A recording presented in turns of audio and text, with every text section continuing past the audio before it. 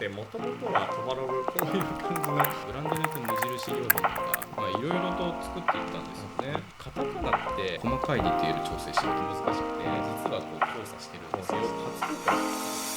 こんにちは、トバログです。はい、突然なんですけど、トバログのねチャンネル登録者数が20万人突破しました。ありがとうございます。いつもご視聴ありがとうございます。というわけで今回はねちょっと特別な回なんですけども、トバログのロゴデザインとか、ブランディング的な話をちょっとね、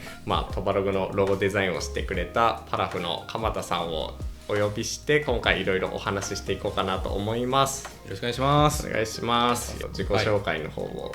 普段はパラフっていうメディアで、ブログと YouTube を発信しつつ、あとはデザイン会社の方でアートディレクター執行役員として務めさせていただいております。結構誰もが目にするようなロゴデザインとかを手掛けたりとか、そういうね世界観とかアートディレクションみたいな方向ですごい活躍する人なので、すごいこういう人にねトバログのロゴデザインを依頼できてめっちゃ嬉しいです。こちらこそ。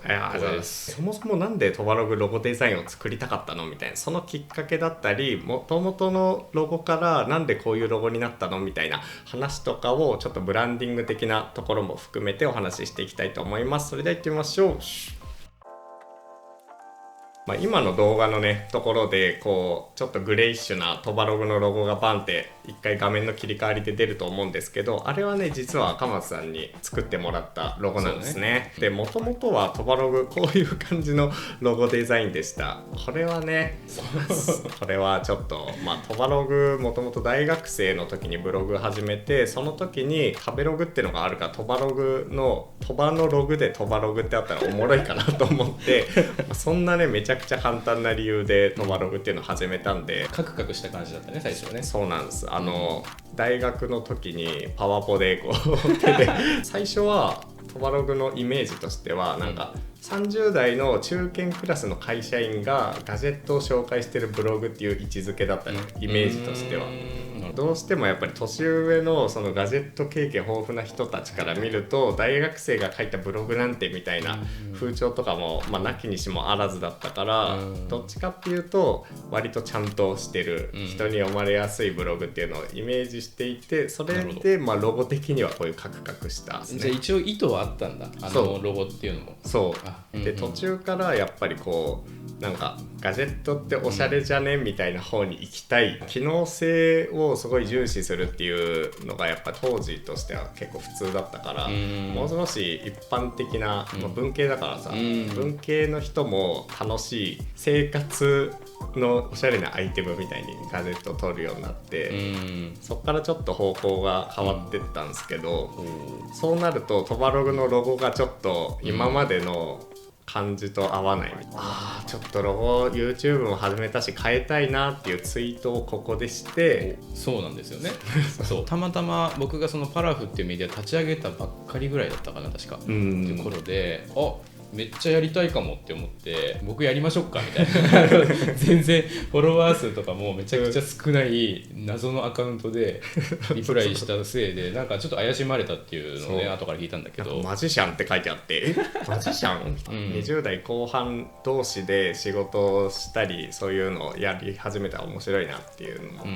あり、じゃあお願いしますという流れで、この最終的にはねこのロゴデザインになりました。本題に入ると、じゃあこのロゴはどういう風なコンセプトを持ってどういう流れでこの形に視覚化されていったのかみたいな、ちょっとね僕もそこまでちゃんと聞いてるわけじゃないから、ちょっと面白いなと思って、そういう話をしていきたいです、まず鎌瀬さん的にはトバログの最初のロゴを見てどう思いましたか？どう思ったかでいうと食べログっぽいなっていう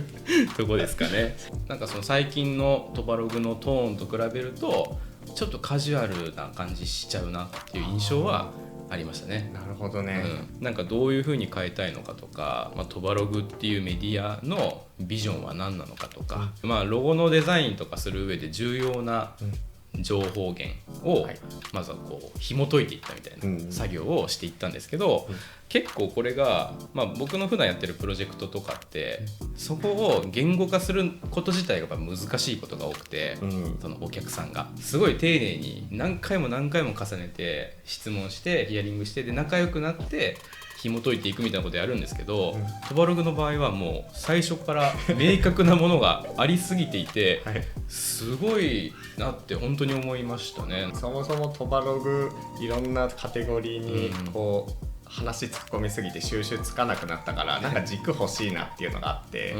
その時読んだ本でニューヨークのアートディレクターが今なんか日本の経営者に伝えたいことみたいな本があるんですけど、その本に結構ワークショップの流れみたいな、それを最初にやって、でノーションにまとめといたやつをそのままポイって渡すっていう、その本を読んでるからもうまとめ方がめちゃくちゃ丁寧ですごいやりやすかった。正直どんな書いてあったっけ。まずその人と物との交差点っていう大きいテーマっていうのはブレずにあったし、でビジョンっていうのがこれ読み上げていいのかな、トバログは人と物との交差点を体現します。レビューやカバンの中身のインタビューなどを通じてユーザーがこれまで知らなかったブランドやものを世に広めますっていうビジョンが明確にあったんですよ。結構明確に。そう結構明確に、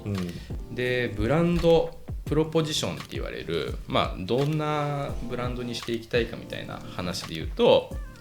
世にあふれてるウェブコンテンツとはちょっと違った視点から目で見て聞いて足を使ったコンテンツ作りをしていると。で物の機能性やメッセージだけを汲み取るんじゃなくてユーザーのライフスタイルに浸透するようなリアルなコンテンツを提供していると。そのトバログが一番大切にしていることっていうところも、普段こういうのってこっちから聞くんだけども、どんどん出てくるから助かったんだけど、これを軸に、じゃあどういう雰囲気になっていくのかっていうのを僕の方でやってるって感じですね。はい。ちょっとじゃあ、難しい話が多いからある程度飛ばし飛ばしでやっていくんですけど、デザインするときに僕が指針となるようなキーワードをこう作っていくんですけど、それがこの3つなんですね。プロフェッショナルでありフレンドリーであり、シンプルクリーンであるみたいな3つをちょっと考えました。専門的で正確である、なんかこう緻密とかもちょっと近いんだけど、専門的なイメージ、でフレンドリーが丁寧な感じとか優しい感じとかっていう親しみやすさですね、でシンプルクリーンっていうのが合理的で無駄を感じさせないような感じ、じゃあその雰囲気ってどんな感じなのっていうところを、トバログに見せてすり合わせていったんだけど、この辺はね正直ねすごくやりやすくて、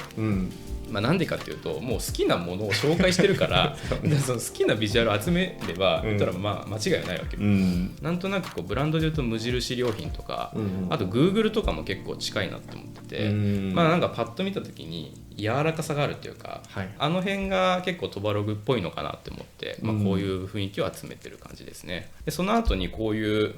世の中のロゴたちをこう集めて、ブランドのイメージってよりはロゴの形状だけのイメージで、どの辺が近いですかねみたいなところをヒアリングしていって、で最終的になんかこの辺目指しましょうかみたいな感じになったので、これも合意がいただけましたので、ここからバシバシ作っていったって感じですね。いろいろと作っていったんですよね。この辺は多分トバログも見てない気がするんですけど、ちょっとね世の中にあるなんかねこういう書体いいなとかこういうロゴの優しさいいなみたいなのを、参考のビジュアルとしてこう貼っていきながら、なんかこの辺の雰囲気に近づけるようなトバログっていう形ないのかなって思っていて、いろいろやっていったんですよね。すごいねそれ。そうちょっといろいろやったんだけど、で当初確かもともとカタカナがいいって話ではあったんだけど、アルファベットでもいいかもみたいな、確かユニクロとかが日本国内だとアルファベットだけど海外だとカタカナにしてロゴ展開してるっていうのがあって、でトバログもブログは日本だけだったんだけど、YouTube になると結構海外の人も見てくれるから、トバログっていうカタカナの方がやっぱグローバルでいうとオリジナリティすごいあるから、カタカナと英語両方あるといいなみたいな話を確かそうさせてもらった気がする。それです、でその英語にした時もどんな雰囲気がいいかなみたいなのをいっぱいこうプロセスたどっていて、なんかこう柔らかくしたらどんな感じだろうとか、ちょっとこう角をつけるとどんな感じだろうみたいなのを試したりとか、でこの辺かな、なんかいろいろやってたんですけど、なんか黄金比っていうものをねご存知の方いらっしゃると思うんですけど、あるんですけど、なんかこれをうまく使うとデザイン綺麗に見えてきますよみたいな、セオリーみたいなのがあって、でそういうのを駆使しながら作っていったんですけど、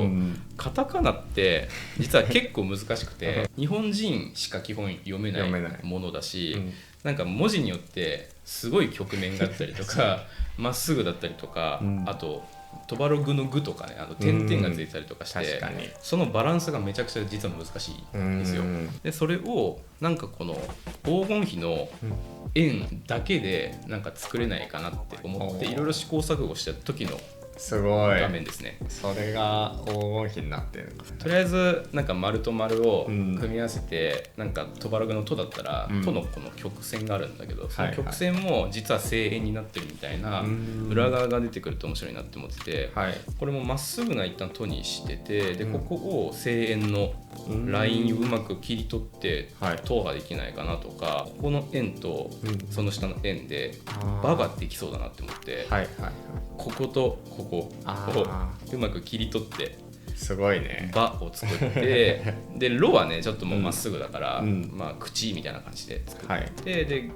グに関しても円と円を重ねるような感じで、ここの曲線うまく使えないかなって思って、なんとなくのこの枠組みを最初にグリッドを引いて作っていったって感じですね。ともさ、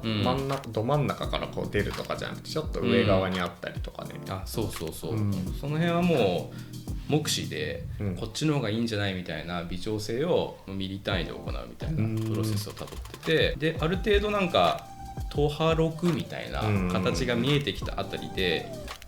一応その交差点っていう意味を入れたかったから、グリッドにも交差点の要素を実は入れていて、パッと見で分かんなかったかもしれないけど、全てがクロスしていて、バとかとの角度っていうのが実は揃ってるっていう裏側があって、この辺とかこの辺とか実はこう交差してるんですよっていうストーリーが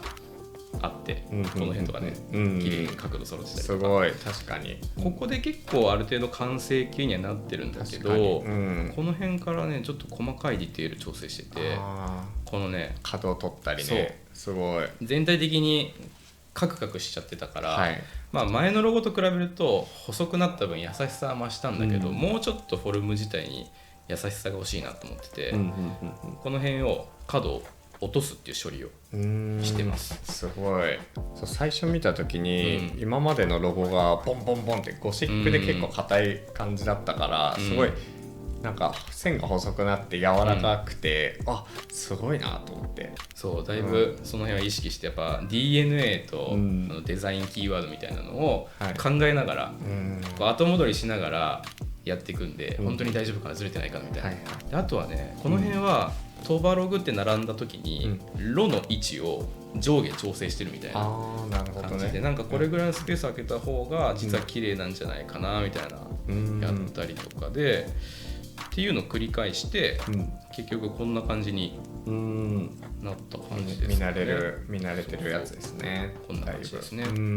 で一応、1案だけだとちょっと面白くないなって思ったんで、実は2案出してて、当時ね、これ初公開じゃない多分。そうかもね、初公開の2案目、これもいいなと思ったけど、これね、だいぶそぎ落としすぎて弱みたいなね、今思うと弱って感じなんだけど、こういうものを実は出していましたね。基本的に考え方は似てるんだけど、もうちょっと補足しつつ、なんて言うんだろうな、ちょっとだけ機械っぽさ出してるのよ。なんか確かにね、向こうは人っぽさが出てて、こっちは機械っぽくなってて、で一見すると相反するものだと思うんだけど、実はその機械っぽさの中にも随所にフォルムが優しい感じになってたりすることで、トバログらしさっていうのが表現できてるんじゃないかなと思って、で資料でいうとこういうね A 案と B 案みたいな形で、お見せしてました。それぞれのこだわりポイントとか出して、展開イメージとかをこう見せながらね、こういうねスクショすごい作りましたね。こんな感じで入れますみたいな、ね、当時のツイッターと当時の YouTube ですね。トバログこの時 2.6 万人チャンネル登録者数。そうね、すごくない？今10倍だもんね。すごいよね。20万人突破ですからね。ありがとうございます。本当に会社に向けの感じだよね。向けの感じ。個人が個人に作る感じじゃなくて、そのプロセスとかも本当に会社でやるような、法人向けにやるような流れを踏んでやってくれて、めちゃくちゃ面白いなと思って。そうだね。これたどんないとできなくなっちゃってるから絶対やるようにしてますね。結構ロゴってやっぱ素人目に見ると、なんかウェブデザインとかよりも、単純じゃん。なんならこれ何の意味あんのみたいなのを分かんない状態で見ると結構誰でもできそうで、いやこういう理由があって、ここがこう変わっていくからそれを体現してるんですとかまで言われると、ああなるほどねみたいな思ったりするけど、腑に落ちるね。そうだからそこの軸がちゃんとしてないと多分アイデンティティとしてブレていくっていうあるから、逆にここまでやってくれてるっていう、最終形態だけ当然作って見せることはできるんだけど、作り手側からするとずっと自信がないんだよね。なんとなく頭の中でこういう雰囲気だろうっていうのはあるんだけど、なんでそういう雰囲気なんだっけっていうロジックを自分の中でも整理しないと納得がいかないので、そのためにヒアリングしなきゃいけないし、ブランド DNA とか考えなきゃいけないし、で何のためにこの形状になってるのかっていうのをもう明快に明瞭にしないとロゴにならない。逆に整理しないとなんとこう発信の軸も意外とブレてくから BGM 違くねみたいなあるじゃん。意外とそこのバランス感を統一するのって、じゃあロゴを作る段階でこういうなんか実際にアイデンティティみたいなのさ、考えてそこが結構軸になるからさ、なんかブレずにやりやすくなるかなっていう気は、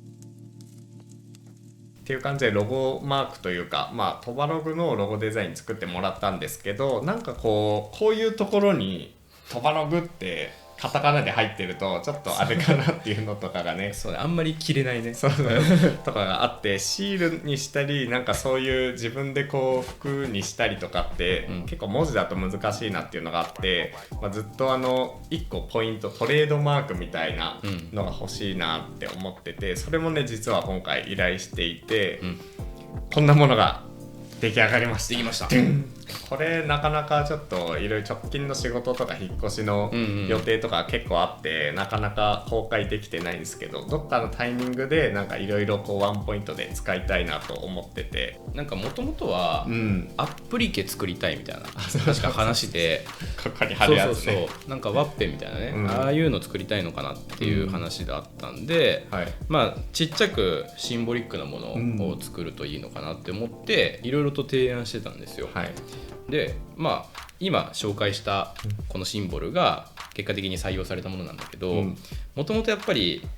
トバログっていうタイプフェイスはできたんだけど、アイコニックなモチーフ何かなって考えた時に、もうトバっていうところから着眼点を置いて、切り口を置いて、トバっていう名前からもう鳥をモチーフにしようと思いました。やっぱり最近 3D とかめっちゃやってんじゃん。ブレンダーやってるし、なんかこの新しい発見っていうか視点を変えて新しい発見があることが好きなんじゃないかなってずっと思ってたから、なんかそういう要素をシンボルに入れたかった嬉しいっていうのと、あとはキーワードにある T、頭文字の T っていうのを組み合わせてなんかできないかなって思って、こういう本当シンプルなものを作りました。鳥っぽい感じのね、そうなんか飛んでる鳥みたいなイメージなんだけど、これだと鳥なんだけど、こんな感じの展開なんだけど、実はキュッとね、90度回転させることで、実は T っていう文字にこう光が当たって影が落ちてるみたいな、これだから 3D 要素が入ってて、ブレンダーでなんか作れそうじゃんこういうの、T にも見える、鳥にも見える、不思議なロゴっていうのを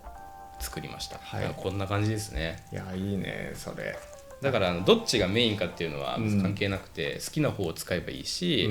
なんかワッペンにした時ももう好きな角度でつけれるから、ね、言ったら何でもいいし、ステッカーもどっちでもいいし、確かにっていう感じのものにしてます。個人的には結構やっぱその T の光が落ちる感じの風合いがすごい好きだなと思ってて、鳥のマークよりも意外と T で使ってることが多いかもしれない。そうね、最初ね実はね T が早かったの。 T が先行だったの。この T ができて、こっからなんか鳥に持っていけないかなって思って、なんかいっぱいいろいろやってたら、あれこれ傾けるだけじゃね実は傾けると実は鳥っぽいんじゃないかっていうところで、完全にこれじゃなかったんだけど、鳥っぽくなったから徐々にフォルム整えて羽っぽさとか作っていったら、実はいろいろロゴを提案していて、なんかこういう感じとか。確かにそれね。これもなんかね、羽っぽいイメージなんだよね。羽と、あと T と B っていうのを掛け合わせていて、ちょっと無理やりかもしれないけど、T と B が実は隠れてますよ、あと羽っぽいですよみたいな、あとはこれね、もうこれパッと見なんて書いてるか分かんないと思うけど、もう鳥羽って書いてます、ストレートにそれなんかねパラフミがあると思った、パラフっぽいなと思った。パラフミがあった、これね好き個人的に。そうでしょ。なんかこの辺ですごい悩んで、これになったという感じになったんで、僕もすごく嬉しいですねやっぱり。これがすごいしっくりきたんで。アップリケにしてトバログが動画撮るときに自分で着るっていう、ステッカーとかね、こう MacBook のこういうロゴのところとかに、自分のステッカーでこうエイリアンウェアのエイリアンマーク隠すとか、そういうのをしたくてまだ作ってないです。作りましょう。はい、じゃあという感じで今回の動画はトバログのロゴができるまでと、その個人のブランディングみたいな大きい話ではないんですけど、なんかね軸みたいなそういう話をさせてもらいました。素晴らしいよ。いやなんかその YouTuber ってこんなに考えてる人いるんだって思ったもんね。やっぱりロゴにお金かけるっていうのもそうだし、それがやっぱり20万人いくね、秘訣なのかもしれないですよね。ありがとうございますというわけで改めてトバログのチャンネル登録者20万人ありがとうございます。今回の動画終わりにしようと思います。またなんか機会があったらこういうね、系統の話もガジェットレビュー以外のこういう話もすごい面白いと思うんで、していけたらなと思ってます。やりましょう。というわけで次の動画でお会いしましょう。トバログでした。バイバーイ。